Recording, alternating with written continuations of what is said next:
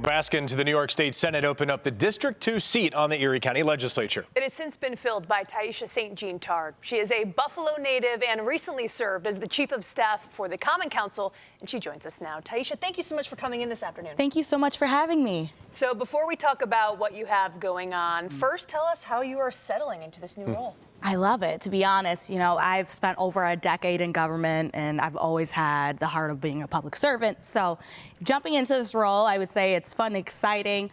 But what I love the best is being able to sit with Block Club leaders and talk about priorities and having events that really truly make a difference, but also having community-driven legislation going through. Let's talk about some of those priorities, be it whatever you come up with on your own, and then also a mixture of probably what you hear out in the community. So let's talk about both. What do you come into this office with a priority of? Because of my government experience, I know we have to address the housing crisis. We have different aspects where we need to ensure that infrastructure is getting done, streets, sidewalks. We're talking about programming.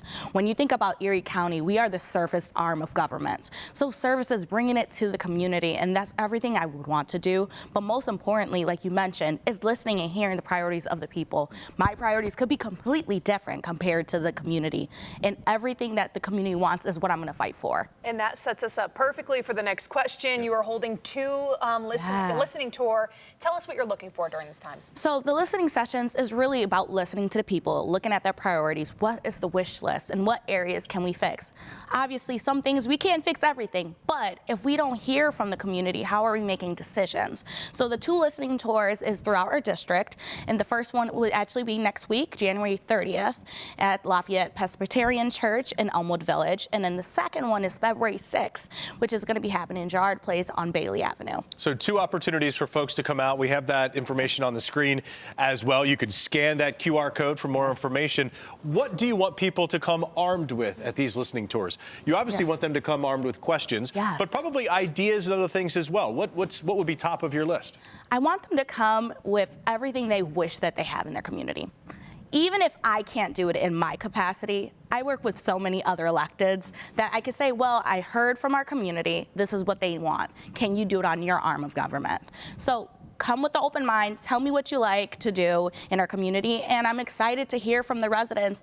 As a new elected, my job is to represent the people, and the only way I can know what the people want is hearing from them. Maybe elaborate on why you think that collaboration is so important between, you and the residents, but also beyond that. Like you said, if you don't have the answer, taking that to someone who may have that answer. And also, it's solution-based, right? When you think about different situations, quality of life issues, there's areas that maybe I as a county legislator, but there's areas where I can call my friends in the Common Council and say, hey, this is a quality of life issue that's happening, and it's under your area. Let's work together and see if we could fix it for a Block Club or for residents who just want to be heard and things to be fixed. Do you think there's anything in particular that you're taking away from your time as Chief of Staff on the Common Council? You're dealing with a lot of personalities. You're kind of pulled in a lot of different directions. What is it that you take from that position that you're bringing over here to the county? I make the joke. I said, I worked for 9 bosses, right? So I learned a lot. But when you think about District 2, there's 7 council districts in District 2. When I was Chief of Staff, I had to work with 9 council districts. So having that background and understanding the community, it just made sense for me in this role. So I'm really excited to just build upon that experience, build upon those relationships, and really make sure that we're giving everything that the community deserves. So I imagine during this listening tour, you're going to hear a number of different things. One of them, probably like you mentioned before, having to do with home ownership. So you have something else coming up. Tell us about that. So we have a blueprint of home ownership.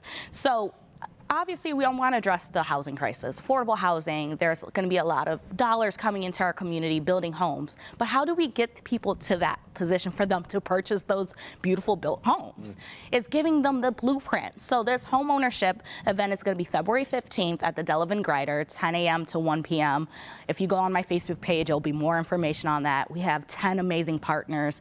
And it's a fair, so you can walk in anytime, grab the information, and set up appointments so you can get your dream home.